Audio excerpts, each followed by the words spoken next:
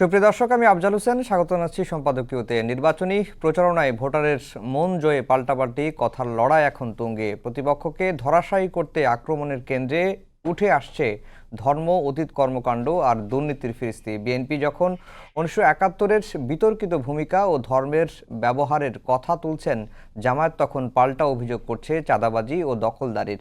একদিকে বিএনপির ফ্যামিলি ও কৃষক কার্ডের প্রতিশ্রুতি দিচ্ছে, অন্যদিকে জামায়াতের দাবি ভোটাররাই তাদের আসল কার্ড। সমসাময়িক রাজনীতির নানা বিষয় নিয়ে আমাদের আজকের সম্পাদকীয় ভোটারের মন। আর এ নিয়ে কথা বলতে আমাদের স্টুডিওতে উপস্থিত আছেন ডক্টর শিব্বির আহমদ, শিক্ষক, নর্থ সাউথ বিশ্ববিদ্যালয়, এবং শরীফুজ্জামান শরীফ, রাজনৈতিক বিশ্লেষক। দর্শক, আপনারা এই আলোচনায় অংশ নিতে পারেন, এজন্য আপনাদের ফোন করতে হবে টেলিভিশনে দেখার নম্বরে, এছাড়া ফেসবুকের মাধ্যমেও আপনাদের মন্তব্য পাঠাতে পারেন। আলোচনার শুরুতেই জানিয়ে দেব এখনকার প্রধান শিরোনামগুলো।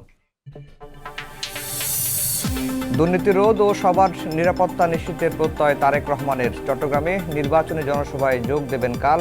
ধর্মকে ব্যবহার করে আচরণবিধি লঙ্ঘন করছে একটি দল।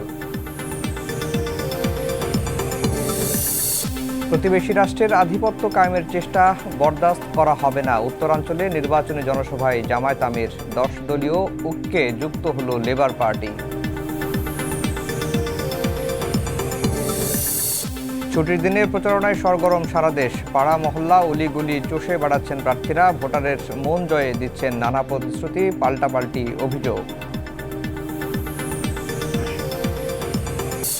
এবং শুরুর আগেই শেষ বাংলাদেশের টি-20 বিশ্বকাপ। নিরাপত্তা শঙ্কায় ভারতে খেলতে রাজি না হওয়ায় টাইগারদের জায়গায় স্কটল্যান্ড, আইসিসির বিজ্ঞপ্তি।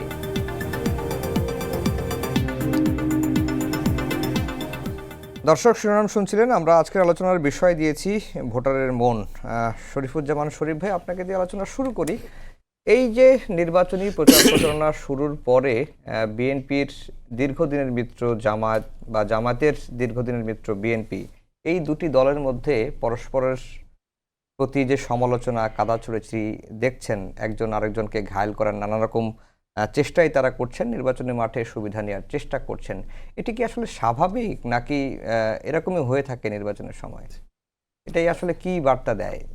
আপনাকে ধন্যবাদ, দর্শক শ্রোতাদেরকে ধন্যবাদ, সাথে আলোচকের শুভেচ্ছা। প্রথমত, এই যে তর্ক বিতর্কগুলো হচ্ছে, আমি মনে করি যে জাতীয় নির্বাচন বিতর্কটা হওয়া উচিত ছিল রাজনৈতিক দলগুলোর পলিসি নিয়ে। আপনি পাবলিকরে যে প্রতিশ্রুতিগুলো দিচ্ছেন, সেই প্রতিশ্রুতি কিভাবে পালন করবেন। আমাদের এবারের নির্বাচনটা কিন্তু একটা বিশেষ প্রেক্ষাপটে নির্বাচনটা হচ্ছে। একটা গণঅভ্যুত্থান হয়েছে। গণঅভ্যুত্থানের পরে রাজনীতি এবং রাজনৈতিক সংস্কৃতিতে কতগুলো পরিবর্তনের আকাঙ্ক্ষা এবং পরিবর্তনের অঙ্গীকার এটা সামনে আছে। ট্রেডিশনালি আমাদের এখানে ইলেকশনের সময় যে প্রতিশ্রুতিগুলো থাকে, আমি রাস্তা বানিয়ে দিব, আমি ব্রিজ বানিয়ে দিব, এই প্রতিশ্রুতির থেকে একটু ভিন্নতা আছে, যে আমরা রাজনীতিতে কতগুলো গুণগত পরিবর্তন আনতে চাই। কিন্তু আপনি এখন পর্যন্ত আমার চোখে পড়েনি যে ওই জায়গাটায় প্রার্থীরা বা রাজনৈতিক দলগুলো অ্যাড্রেস করছে। সেই ট্র্যাডিশনাল ওয়েতে এখনও বলছে, আমাকে যদি এমপি বানান তাহলে আমি আপনার এখানে মশা মেরে দিব, আমাকে যদি এমপি বানান আপনার এখানে টিউবওয়েল বসিয়ে দিব। তো একটা গণঅভ্যুত্থানের ভেতর থেকে আপনি যদি গুণগত পরিবর্তনের কথা বলেন, তাহলে আপনার প্রথম আমাদের সংবিধান এবং সংস্কারের যে জায়গাটায় আমরা লোকাল গভর্নমেন্টকে শক্তিশালী করব। তো লোকাল গভর্নমেন্টকে যদি আমি শক্তিশালী করি, তাহলে তো মশা মারার দায়িত্বটা আমার পালন করতে হয়। এই প্রতিশ্রুতির ভেতর থেকে দেখা যাচ্ছে যে আমি যে আগের যে সংস্কৃতিটা আমার ছিল, একজন সংসদ সদস্য সে প্রতিবেশীর ঘরের ঝগড়া পর্যন্ত মেটাবে, বিয়ের ঘটককে ধরে নিয়ে আসবে যে আমাকে এক পাত্রের বদলে বা এক পাত্রীর বদলে অন্য রকমের পাত্রী কেন দিয়েছ, ইত্যাদি ইত্যাদি। আপনি এই যে বিতর্কগুলো দেখছেন, এই বিতর্কগুলোর ভেতর থেকে ধোঁকাবাজি আছে, স্ববিরোধিতা আছে। আজকে দেখলাম বিএনপির যে নির্বাচন পরিচালনা কমিটির সদস্য সচিব তিনি প্রেস কনফারেন্স করে অভিযোগ করেছেন জামাতের বিরুদ্ধে, যে জামাত গত কয়েকদিন ধরে দেখছেন যে তারা নানাভাবে প্রোপাগান্ডা চালাচ্ছে যে বিএনপি ভারতকে প্রতিশ্রুতি দিয়ে তারা নির্বাচনে অংশগ্রহণ করছে। এবং এই প্রতিশ্রুতি কি? এই প্রতিশ্রুতি হলো তারা বাংলাদেশকে বিক্রি করে দেবে। আবার আজকে ফরমালি সংবাদ সম্মেলন করে এই অভিযোগটি তুলেছে যে বিএনপির বিরুদ্ধে অভিযোগ হলো বিএনপি বাংলাদেশকে ভারতের কাছে বিক্রি করে দিবে। এই অভিযোগটা জামাত তুলছে, এটি সঠিক না। আমি জামাতের অভিযোগটা পরে আসছি। আমরা গত 15 বছর, 20 বছর, 50 বছর বাংলাদেশের রাজনীতিতে সবথেকে বড় কেনাবেচার যে ইস্যুটা নিয়ে আলোচনা হয়েছে সেটা হলো দেশ বিক্রি। দেশ বিক্রি, হ্যাঁ, ঠিক আছে, এক রাজনৈতিক দল আর এক রাজনৈতিক দল, এবং অনবরত এই যে বিএনপি এবং জামাত গত 15 বছর বা তার আগের থেকে আওয়ামী লীগের বিরুদ্ধে কিন্তু এই অভিযোগটা ছিল যে আওয়ামী লীগ বাংলাদেশকে ভারতের কাছে বিক্রি করে দিয়েছে। জুলাইয়ের পর থেকে এখন পর্যন্ত আছে। আজকে তারা পরস্পরের বিরুদ্ধে বিক্রির অভিযোগ তুলছে। তো একটা দেশ কতবার বিক্রি করা যায়? বিক্রিত মাল কি বারবার বিক্রি করা যায় কিনা? তারা জানেন যে এটা এক ধরনের রাজনৈতিক ধোঁকাবাজি, পাবলিককে বিভ্রান্ত করা এবং রাজনৈতিক সুবিধা নেওয়ার জন্য এমন কোনো পথ এবং পদ্ধতি নেই যে তারা অনুসরণ করছে না। আপনি নিউজ শিরোনাম যেটা বললেন, শিরোনামে যেটা দেখা গেল যে বলছে যে আধিপত্য আমি মানব না। আমাদের এখানে আধিপত্য আছে, আধিপত্য নেই তা না। গত 15 বছর আমাদের রাজনীতিতে প্রতিবেশীদের নগ্ন হস্তক্ষেপ এবং সেটি যারা ক্ষমতায় ছিলেন তারা মেনে নিয়েছেন। আমরা সেটিকে প্রত্যাখ্যান করেই গণঅভ্যুত্থানটা করেছি। আমাদের স্লোগান ছিল দিল্লি না ঢাকা, ঢাকা ঢাকা। কিন্তু এখন আপনি এসে দেখতে পাচ্ছেন যে আমেরিকা গাজায় ইসরায়েলের শাসন চায় আর ঢাকায় জামাত ইসলামের শাসন চায়, এবং এটি শোনার পর এক শ্রেণীর অ্যাক্টিভিস্ট সমর্থক তাদের ঘরে ঈদের আনন্দ, আমেরিকার সমর্থন আমরা পাচ্ছি। তার মানে হচ্ছে যে আপনি দিল্লিকে প্রত্যাখ্যান করেছেন কিন্তু পিন্ডিকে কাছে টেনে নিয়ে এসেছেন। আপনি চায়নাকে, বেইজিংকে প্রত্যাখ্যান করেছেন কিন্তু ওয়াশিংটনকে কাছে টেনে নিয়ে এসেছেন। আমাদের এখানে মূল ব্যাপারটা আসলে জনস্বার্থ না, মূল ব্যাপারটা দেশপ্রেম না, মূল ব্যাপারটা হচ্ছে আমার এবং আমার দলের স্বার্থ। কে আমার দলের স্বার্থকে এনশিওর করে, কার কাছ থেকে আমি বেশি পাবো, বার্গেনিং করছি এবং তার দিকে আমরা ছুটে যাচ্ছি। জি, ডক্টর শিব্বির আহমদ, যেটি শরীফ ভাই শুরুতেই বলছিলেন যে আসলে আমাদের এই নির্বাচনী ডিবেটটা হওয়া উচিত ছিল পলিসি নিয়ে। বিএনপি তাদের 31 দফা রূপরেখা দিয়েছে এবং বিএনপি দীর্ঘদিন ধরেই 31 দফার ক্যাম্পেইনগুলো করে আসছে। জনগণকে কিভাবে তারা ক্ষমতায় গেলে কি করবেন, ফ্যামিলি কার্ড, তারপরে 18 মাসে 1 কোটি কর্মসংস্থান, নানা বিষয়গুলো বলে আসেন। কিন্তু নির্বাচনের মাঠে গিয়ে এবং জামাতের তরফ থেকেও তারা কিন্তু তাদের একটা রূপরেখা তুলে ধরেছে, কিন্তু নির্বাচনের মাঠে পলিসি দিকে না গিয়ে আমরা দেখলাম যে বিভিন্ন ইস্যু টেনে নিয়ে আসা হচ্ছে, বিশেষ করে ধর্মকে সামনে নিয়ে আসা হচ্ছে।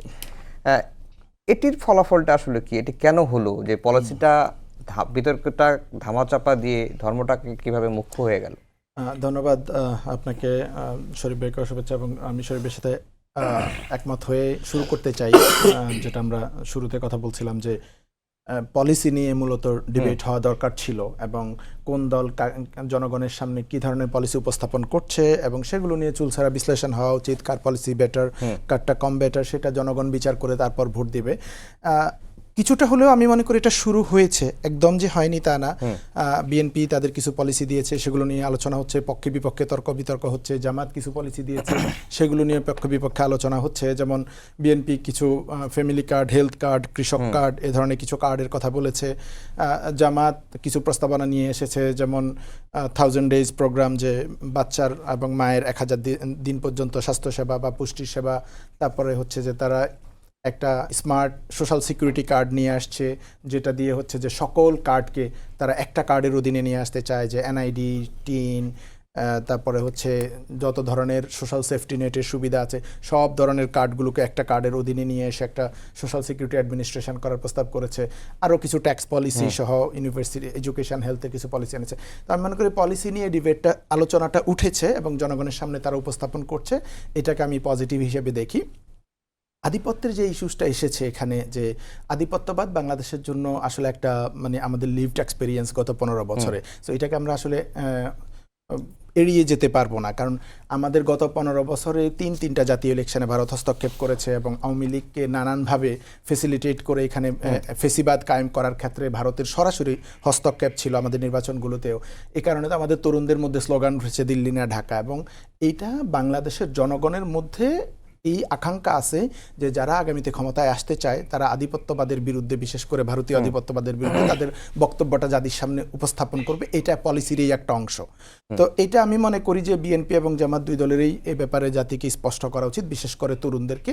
এটা আমি মনে করি একটা পজিটিভ ডেভেলপমেন্ট যে তারা এটা নিয়ে কথা বলছে। আর আমেরিকা জামাতকে চাই কিনা, রিসেন্টলি ওয়াশিংটন পোস্টের কথাটা শরীফ ভাই মেনশন করেছেন যে যেখানে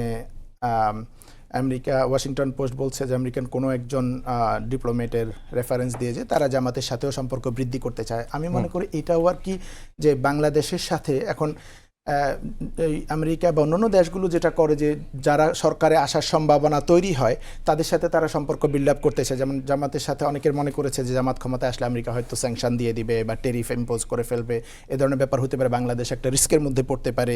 তো আমার কাছে মনে হয় এটা বাংলাদেশের জন্য ভালো যে আমেরিকা বাংলাদেশের মানুষের উপর ছেড়ে দিচ্ছে যে বাংলাদেশে বিএনপি ক্ষমতায় আসুক বা জামাত ক্ষমতায় আসুক, আমরা সব দলের সাথেই কাজ করতে আগ্রহী আছি। ইভেন জামাতের সাথেও আমরা সম্পর্ক উন্নয়ন করতে চাই। যে দলই ক্ষমতায় আসে জনতার রায়ে সে দলের সাথে আমরা কাজ করবো। ইভেন তারা একটা বিষয়ে কথা বলতে গিয়ে বলেছে যে আমরা প্রয়োজন এরকম কিছু হলে আমরা 100% টেরিফ ইম্পোজ করে দেবো। তার মানে হচ্ছে তারা জনগণের ভোটে নির্বাচিত সরকারের সাথে কাজ করতে কোনো অসুবিধা নেই, আনলেস তাদের কিছু কন্ডিশন মেনটেন হয়। তো আমি মনে করি এটা ওই যে আধিপত্যবাদের যে ইস্যুজ আমরা বলছি ওটার সাথে ওটা ওভাবে যায় না। তো আমি যেটা বলি যে এই নির্বাচনী যে বিতর্কগুলো হচ্ছে, বিতর্কগুলো তো আসলে হবেই, এটা অবিসম্ভাবী। নির্বাচনের সময় দুই দল, এক দল আরেক দলের পক্ষে বিপক্ষে বলবে। বড় দুটো দল, দুই দলের নেতৃত্বে দুটো জোট হয়েছে, জামাত এবং বিএনপির।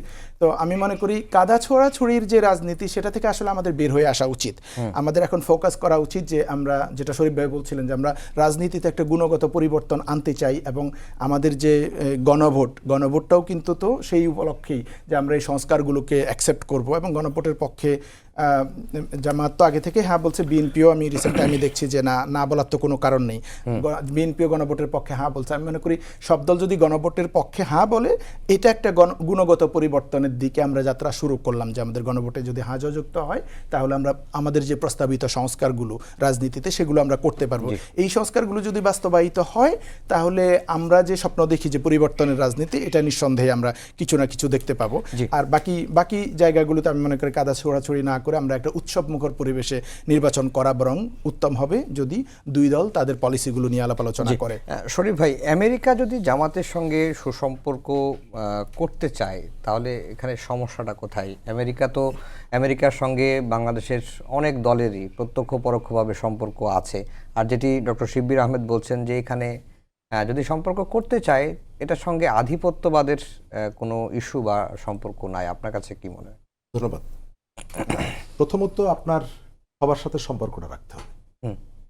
আপনি আজকের যে প্রেক্ষাপট, এই প্রেক্ষাপটে কোনো একটা নির্দিষ্ট দিকে মুখ ঘুরিয়ে থাকতে পারবেন না।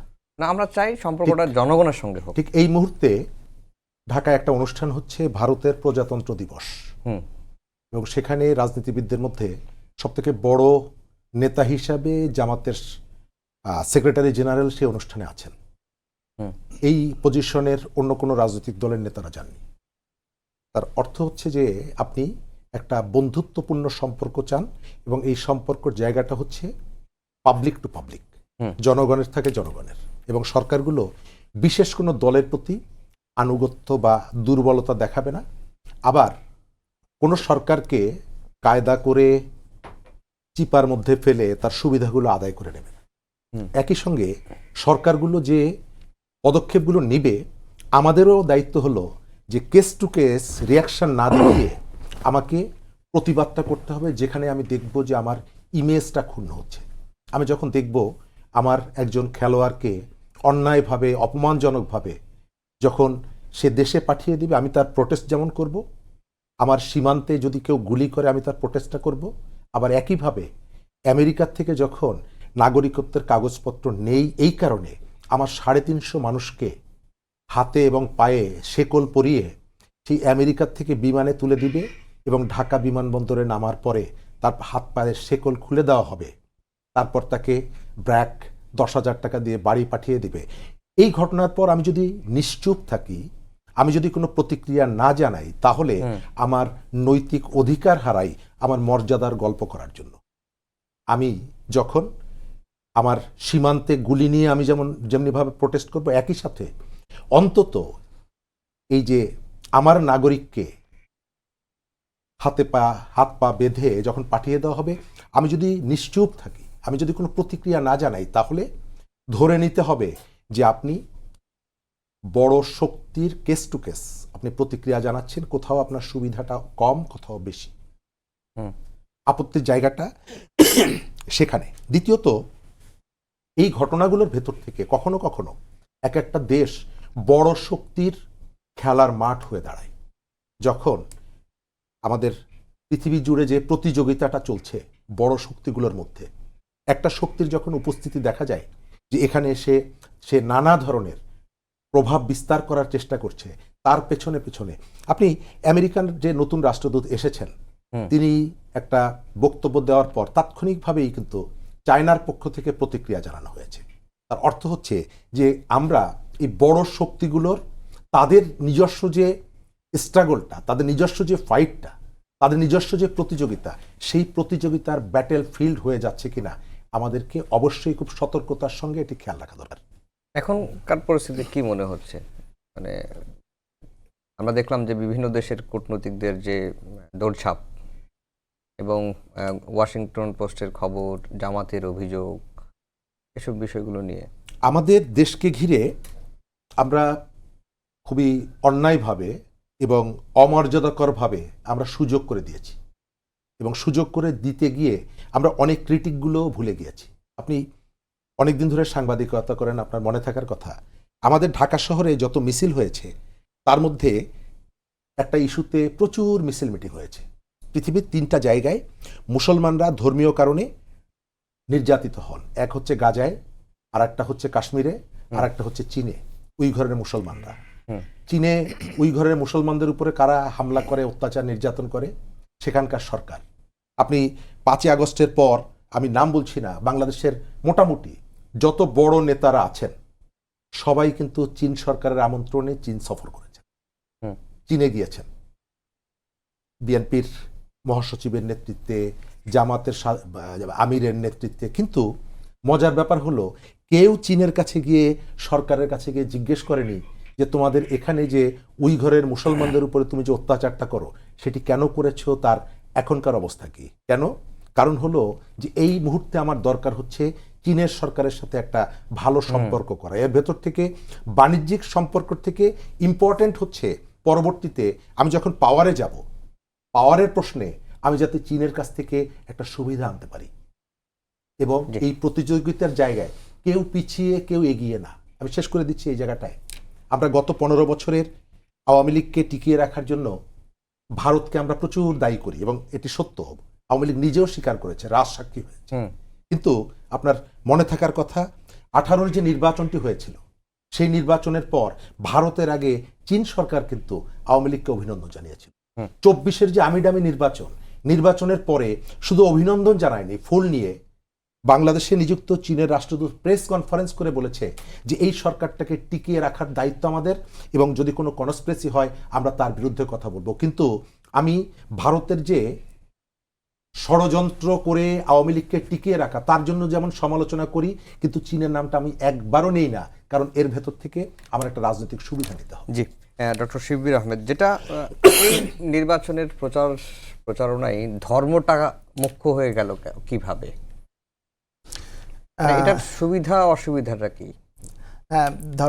ধর্মের আলাপটা আসলে খুব ক্রিটিক্যাল হয়ে গেছে আর কি। যে যেমন তারেক রহমান প্রথম প্রোগ্রামটা শুরু করলেন সিলেট থেকে, এবং সেখানে তিনি বললেন যে জামায়াতের কারণে, এটা খুব যদিও ফানি একটা ব্যাপার হয়ে গেছে, যে জামায়াতের কারণে, জামাতের শিরকের কারণে নরসিংদী এবং ঢাকায় ভূমিকম্প হয়েছে।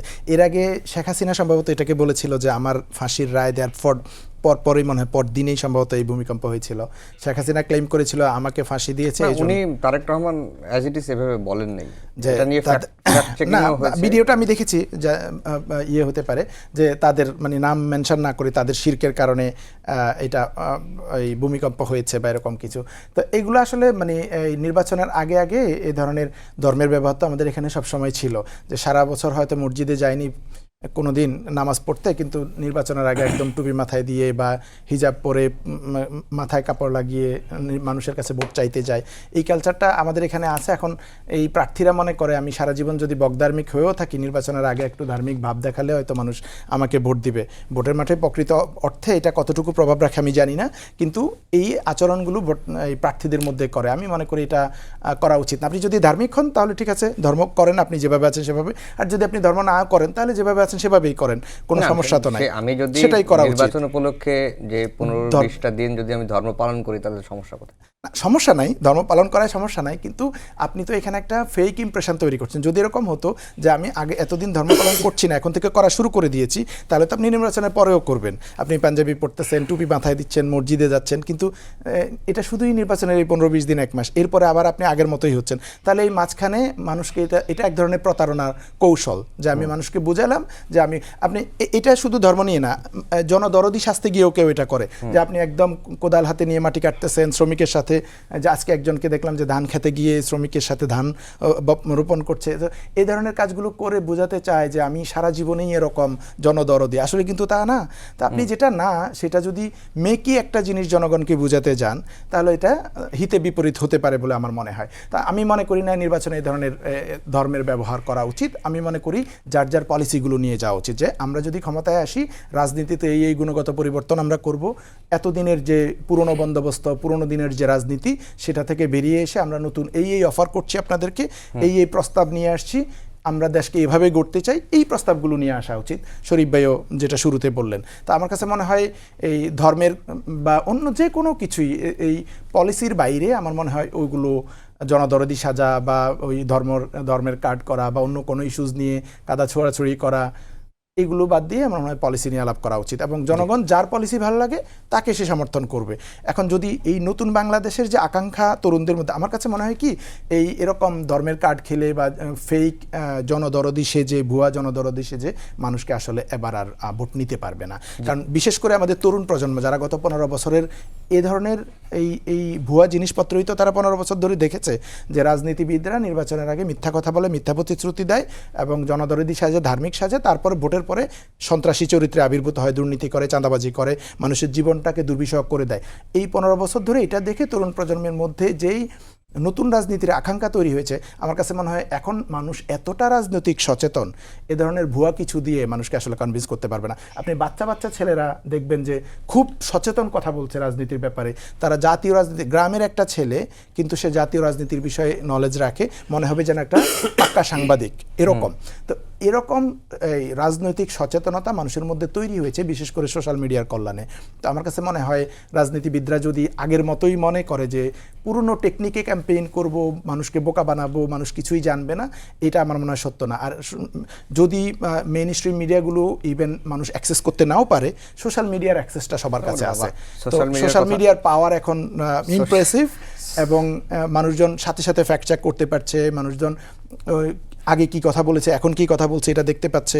আগে আমি বলেছি আমি ধর্মকার্ড খেলবো না, আগে আমি বলেছি কাদা ছোড়াছড়ি করবো না, এখন আমি কাদা ছোড়াছড়ি করছি বা ধর্মকার্ড খেলছি, এটাও মানুষ কিন্তু দেখে, মানুষ কিন্তু কম্পেয়ার করতে পারে। তো আমার মনে হয় মানুষ আসলে এটা দিয়ে বোকা বানানো যাবে না, বরং মানুষ পলিসি দেখেই ভোট দিবে, প্রার্থী দেখে ভোট দিবে। এটা আর একটা জিনিস, আগে কখনো মানুষ এভাবে প্রার্থী দেখে ভোট দিত না, মানুষ দেখতো যে মার্কা, যে নৌকা আছে, ধানের আছে বা দাঁড়িপাল্লা আছে। এবার কিন্তু মানুষের মধ্যে এই সচেতনতা আসছে, এবং সার্ভেগুলোতে উঠে আসছে যে মানুষ দলের পাশাপাশি, মার্কার পাশাপাশি প্রার্থীও দেখবে, যে কোনো আসনে যদি প্রার্থী যোগ্য না হয় তাহলে দলগুলো জিতে আসতে পারবে না। জি, শরীফ ভাই, যেটি শিবির ভাই বলছিলেন যে এবার আর ধর্মের কার্ড বা নিজে যেটা না সেটা নির্বাচনের সময় হয়ে গেলাম, এগুলোর প্রভাবিত করতে পারবে না ভোটারদের। এই কার্ডটা শুরু হলো কবে থেকে, ধর্মের কার্ড খেলা? ধন্যবাদ। শিবির ভাই যথার্থ বলেছেন, আমি তার সাথে একটু যুক্ত করে দেবো আর কি। ধর্মের ব্যবহার এটা অনেকদিন ধরে চলছে, এটা মানে লম্বা আলোচনা করা যায় এগুলো নিয়ে, যেটা আমাদের আসলে কাঙ্ক্ষিত ছিল না। আমি আমার জায়গা থেকে যদি জিজ্ঞেস করেন, আমি রাজনীতিকে থেকে ধর্মকে আলাদা রাখার পক্ষে। এই কারণে পক্ষে যে এর ভেতর থেকে আমরা অনেক এই যে ধোঁকাবাজি, এই যে চালাকি, ধর্ম একটা একেবারে স্পিরিচুয়াল ব্যাপার, এটা পবিত্রতার জায়গা থেকে, আত্মশুদ্ধির জায়গা থেকে এটাকে রাজনীতির সাথে মিলিয়ে ধর্মকে ছোট করা হয়। আমি আজকে দুপুরে শুনছিলাম এনায়েতুল্লাহ আব্বাসী ভাই যেটি বলেনি আমি সেই অংশটুকু বলছি। এনায়েতুল্লাহ আব্বাসী আমাদের দেশের খুব জনপ্রিয় একজন ধর্মীয় স্কলার। তিনি বলছিলেন যে সারা বছর বলবেন শরিয়া আইন অনুযায়ী দেশ চালাবো, আর ভোটের সময় খ্রিস্টানদের সাথে বৈঠক করে বলবেন যে না না না আমি ওর ভেতরে যাব না। এটাও এক ধরনের ধোঁকাবাজি। নির্বাচনকে ঘিরে আমি টুপি মাথায় দিয়ে ঘুরে বেড়াচ্ছে, তসবি হাতে নিয়ে ঘুরে বেড়াচ্ছে, এটি যেমন কোনোভাবে সমর্থন করা যায় না। আবার এই মানুষের ব্যাপারটাও কিন্তু ইম্পর্টেন্ট যে আমি সারা দেশে সারা জীবন বলে আসলাম যে আমি শরিয়া আইন মেনে দেশ চালাবো, আমাকে যদি ভোট দেন। এবং আমার শক্তিটা বাড়ানোর পরে যখন আমি দেখলাম যে আমি ক্ষমতার কাছাকাছি চলে যাচ্ছি, আমার ক্ষমতার জন্য অনেকগুলি কর্নারকে কনভিন্স করতে হবে, তখন আমি আমার সেই পেছনের কথাটা আমি একেবারে বেমালুম ভুলে গেলাম। আপনার মনে থাকার কথা কয়েক মাস আগে মির্জা ফখরুল ইসলাম আলমগীর বলেছিলেন যে বিএনপি ক্ষমতায় গেলে শরিয়া আইনের কোনো প্রয়োগ করবে না। এবং এরপরে যারা সেই কথা বলার জন্য মির্জা ফখরুল ইসলাম আলমগীরকে সোশ্যাল মিডিয়া থেকে মেইন স্ট্রিম মিডিয়াতে বেধড়ক মানে অপমানিত করলো, লাঞ্ছিত করলো, সমালোচনা করলো, বিএনপিকে ধর্মবিরোধী বলে আখ্যা দিল, তারা কিন্তু এখন এসে বলছে নির্বাচনের সময় যে না আমরা আপাতত এটি প্রয়োগ করব না, যেভাবে দেশটা চলছে আমরা সেইভাবে চলব। মাথায় টুপি দেওয়া, মাথায় তিলক দেওয়া, গলায় মালা পরে ঘুরে বেড়ানো যে ধরনের একটা ধর্ম ব্যবসা, আবার সারা জীবন আপনি যে রাজনীতির কথা বলেছেন ভোটের সময় এসে আপনি একটু অসাম্প্রদায়িক সাজার জন্য, অন্যান্য কমিউনিটির ভোট নিয়ে আসার জন্য এই যে প্রচেষ্টাটা, এটাও গ্রহণযোগ্য না। আপনি মিডিয়াতে এসে বলবেন যে এই মার্কায় ভোট দিলে অন্তত আল্লাহর কাছে গিয়ে বলতে পারবেন যে আমি এই মার্কাটায় ভোট দিয়েছি। এটা আমি মনে করি যে নির্বাচন উপলক্ষে মাথায় টুপি দেওয়ার ভেতর থেকে ধর্মকে আপনি যেভাবে প্রদর্শনের জায়গায় নিয়ে গেলেন, তার থেকে অনেক গুণ অপরাধ হচ্ছে এই যে অপব্যাখ্যাটা দিচ্ছেন। নিশ্চয়ই আমরা ধর্ম সম্পর্কে যতটুকু ধারণা আছে, আপনি কোন মার্কায় ভোট দিয়েছেন অমুক নির্বাচনে, নিশ্চয়ই এই প্রশ্নটা মুখোমুখি হতে হবে না ওপারে গেলে। তো এই যে কথাগুলো, এইগুলো শুধুমাত্র ধর্মের ব্যবহার না, বরং ধর্মের অপব্যাখ্যা করা এবং ধর্মকে একটা ঠাট্টা মশকরার জায়গায় নিয়ে যাওয়া। আপনি আমার বক্তৃতা শুনলে আপনাকে ওয়াজ শুনতে হবে না, আমার মার্কায় ভোট দিলে আপনার ওয়াজ শোনা লাগবে না, এই যে বক্তব্যগুলো, এই বক্তব্যগুলো শুধুমাত্র ধর্মের ব্যবহার না, বরং ধর্মকে আপনি কটাক্ষ করছেন, ধর্মকে ছোট করছেন। আমি ওই জায়গাটা আসতে চাই, ডিবেটটা ওই জায়গায় হওয়া উচিত। বিএনপির কার্ডের একটা প্রসঙ্গ তুলেছে এবং দেখছি যে নানাভাবে তার সমালোচনা করা হচ্ছে। বিএনপি কেন ফ্যামিলি কার্ড দিবে? আচ্ছা, ফ্যামিলি কার্ড যদি বিএনপি দিতে চায়, কৃষক কার্ড যদি দিতে চায়, আপনি বলেন যে তুমি কত সংখ্যক কার্ড দিবে, আমি তার থেকে বেশি দিব। এই যে কার্ড, এটি তো আমি সমালোচনার কিছু দেখি না। আমিও তো মনে করি যে আমাদের এখানে রেশনিং সিস্টেমটা চালু করা উচিত। আমাদের যে দ্রব্যমূল্য বৃদ্ধির সঙ্গে সঙ্গে সরকার যে ট্রাক সেলের ব্যবস্থা করে, এটি একটা পার্মানেন্ট সলিউশন দরকার। এখানে রেশন কার্ড দরকার। জি, আমরা শেষের দিকে চলে এসেছি। আপনাকে একটা প্রশ্ন করেই শিবির ভাইয়ের কাছে আসবো। সেটা হচ্ছে যে আপনি কার্ডের কথা বললেন, এইবারের নির্বাচনে আসলে ট্রাম্প কার্ডটা কি হতে পারে, এর প্রশ্নটা আপনার কাছে করে রাখলাম। যদি সময় পাই তাহলে যাব। শিবির ভাইয়ের কাছে একই প্রশ্ন যে এইবারের নির্বাচনে ভোটাররা আসলে কোন দিকটি বিবেচনা বেশি করবে? আমি ওই পয়েন্টে যাওয়ার আগে যে নির্বাচনে ধর্মকে ব্যবহার করে ধর্ম ব্যবসা, যেটা শরীফ ভাই বলছিলেন, তো এটা আমার কাছে মনে হচ্ছে আর কি শরীফ ভাইয়ের কথাটা একটু কন্ট্রাডিক্টরি হয়ে গেছে। আমরা যখন বলি নির্বাচনে ধর্মকে ব্যবহার করা হচ্ছে, তার মানে হচ্ছে যে আপনি আসলে ধার্মিক না, কিন্তু নির্বাচনে এসে ধর্মকে ইউজ করতেছেন, ধার্মিক সাজতেছেন, অথবা ধর্মকে বাস্তবায়ন করবেন বলতেছেন বলে মানুষকে ধোকা দিয়ে ভোট নিচ্ছেন, মানে ধর্মকে ব্যবহার করে ব্যবসা করছেন। ব্যবসাটা হচ্ছে ওই জায়গাটা। তো উনি যে দলের কথা মিন করছেন যে তারা এতদিন শরিয়া আইন বাস্তবায়ন করবে বলছে, নির্বাচনের সময় বলছে না শরিয়া, তার মানে হচ্ছে যে তারা তো ধর্মকে ভোটের জন্য ব্যবহার করছে না। তারা যদি ধর্মকে ভোটের জন্য ব্যবহার করতো তাহলে জনগণকে বলতো যে আসেন আমাকে ভোট দেন, আমি শরিয়া বাস্তবায়ন করব। তার মানে তো তারা তো ধর্ম ব্যবসার জায়গা, তো আসলে ধর্মের ব্যবসার জায়গাটা আসলে তারা করছে না অথবা মিস করছে। যদি ধর্ম ব্যবসা করতো তাইলে বলতো যে আমাকে ভোট দেন, আমি শরিয়া আইন বাস্তবায়ন করব। তার মানে তারা যেটা পারবে না বা যেটা করবে না সেটা মিথ্যা আশ্বাস দিচ্ছে না জনগণকে। এখন জনগণ যেটা বোঝাচ্ছেন যে যখন যেটা দরকার তখন সেটা আগে তারা যদি আগে তারা শরিয়া আইন বাস্তবায়ন করার কথা বলতো, এখন শরিয়া আইন বাস্তবায়ন করার কথা বলছে না। তার মানে হচ্ছে তারা জনগণকে ক্লিয়ার মেসেজ দিচ্ছে যে আমাকে যে ভোট দিবেন, ভোট দেওয়ার ভিত্তিটা কি হবে যে আমার কাছে এই জিনিস এক্সপেক্ট করবেন, আমি এই জিনিস করব। যদি তারা এখন মিথ্যা কথা বলতো বা যেটা করবে না সেটা বলতো, তাহলে এটা ব্যবসা হতো। আমি মনে করি যে তাহলে তো তারা ব্যবসাটা মিস করছে, যে মানুষকে বলবে যে আমাকে ভোট দেন শরিয়া করব, তাহলে কিন্তু আসলে তারা করবে না। ভিতর থেকে যদি এরকম হতো তাহলে সেটা আমার কাছে মনে হয় আর কি তখন সেটা ধর্ম ব্যবসা হতো। বাট আমার মনে হচ্ছে ধর্ম ব্যবসার জায়গায় সেটা না। আর কার্ডের কথাটা যেটা আসছে, ফ্যামিলি কার্ডের কথাটা বলছিলাম, ফ্যামিলি কার্ডের ক্রিটিসিজমগুলো অনেক জায়গা থেকে আসছে। তো ফ্যামিলি কার্ড আমরা যখন জনগণের কোনো একটা সমস্যাকে সমাধান করতে চাই, প্রথম কাজটা কি হয়, আমরা একটা সমস্যাকে আইডেন্টিফাই করি, তারপরে সেটাকে সলিউশনের দিকে যাই, যে কোনো সোশ্যাল সেফটি নেটের জন্য। এখন আপনি যখন বলবেন যে আমি ফ্যামিলি কার্ড দিব, তাহলে এখানে সমস্যাটা কি? আপনি কি সমস্যা আইডেন্টিফাই করছেন? যে মানুষের ফ্যামিলি থাকাই একটা সমস্যা, যে ফ্যামিলি থাকলে একটা কার্ড দিব তোমাকে, অথবা যার ফ্যামিলি নাই সে পাবে না, এটা তো সমস্যা আইডেন্টিফিকেশন হলো না। আমি এটার সাথে কম্পেয়ার করি যদি, যে ধরেন জামাত একটা প্রপোজাল দিয়েছে যে আমরা 1000 ডেজের একটা প্রোগ্রাম করছি, যে বাচ্চার মা কনসিভ করা থেকে শুরু করে বাচ্চার বয়স 2 বছর পর্যন্ত তারা একটা সমস্যা আইডেন্টিফাই করেছে, যে এই সময়টা বাচ্চার ব্রেন ডেভেলপমেন্ট থেকে শুরু করে যত ধরনের গ্রোথগুলো হয়, এটা হচ্ছে খুবই ক্রিটিক্যাল একটা সময়। আমরা একটা প্রশ্ন করি যে বাংলাদেশে এখন শিশু সংখ্যা কত, এরকম সংখ্যা কত? না, আমি এই পয়েন্টটা শেষ করি, এই পয়েন্টটা শেষ করি। যে খরচ, না, এই পয়েন্টটা আমি শেষ করি। ফ্যামিলি কার্ডের চেয়ে বেশি। না, আমি পয়েন্টটা শেষ করি এই কারণে যে আপনি একটা সমস্যা আইডেন্টিফাই করেছেন এবং এটা দেশ জাতি ভবিষ্যৎ প্রজন্মকে গড়ার জন্য গুরুত্বপূর্ণ মনে করে দেন একটা সলিউশন ইন্ট্রোডিউস করেছেন। এই সলিউশনটা দেন আপনি এখানে ইলিজিবল যারা, যেসব হাউসহোল্ডগুলো বাচ্চাকে টেক কেয়ার করতে পারছে না বা মায়েদের প্রেগনেন্সির সময় টেক কেয়ার করতে পারছে না, তাদেরকে একটা সার্ভিস দিচ্ছেন। কিন্তু শুধুই ফ্যামিলি থাকার জন্য একটা সমর্থন দিয়ে দেয়া, আমার কাছে মনে হয় এটা ভালো করে হোমওয়ার্ক করে করা হয় নাই। তো আমার মনে হয় এবারের নির্বাচনে আমার কাছে মনে হয় যে সর্বশেষ যেটা ট্রাম্প কার্ড হবে সেটা হবে আসলে পলিসিগুলো, যে কি অফার করছে বিএনপি, কি অফার করছে জামাত, তাদের জোটের পক্ষ থেকে। পয়েন্ট আকারে মোটা দাগে আমি প্রথমত এই যে ভোটের ব্যাপারে বললাম যে আমি মাথায় টুপি দিচ্ছি ভোটের সময়, কারণ হলো আমি একটা কমিউনিটির ভোট চাইছি। আর ভোটের সময় আমি বলছি যে এতদিন যে আমার রাজনীতির যে ভিত্তিটা ছিল সেটিকে আঁকড়েছিলাম, সেখান থেকে আমি একটু লিবারেল হচ্ছি। এর উদ্দেশ্য হচ্ছে অন্য কমিউনিটির ভোট চাইছি। প্রতিশ্রুতির ক্ষেত্রে দেওয়ার ক্ষেত্রে অবশ্যই আমাদের হিসাব করে দেওয়া দরকার। আজকে হঠাৎ করে দেখলাম বগুড়াকে সিটি কর্পোরেশনে রূপান্তরিত করার একটা প্রতিশ্রুতি দেওয়া হয়েছে, যদিও বগুড়া সিটি কর্পোরেশন উন্নীত হয়েছে অনেক আগে। আমি যখন বলছি ফ্যামিলি কার্ডের আমি হিসাবটা করিনি, কিন্তু যমুনা নদীর উপরে দ্বিতীয় সেতুর হিসাবটা কি আমি করেছি, যে এর ভেতর থেকে আমাদের ইকোনমিতে কি ইম্প্যাক্টটা ফেলবে। নিশ্চয়ই মুখরোচক স্লোগান বক্তব্য প্রতিযোগিতা করেও দেওয়া উচিত নয়। না, এখানে যেমন ধরেন যে শিশুদের কথা যেটা বলা হলো, সেটার ব্যয় তো অনেক দেখলাম, এবং ফ্যামিলি কার্ডের চেয়েও তো অনেক।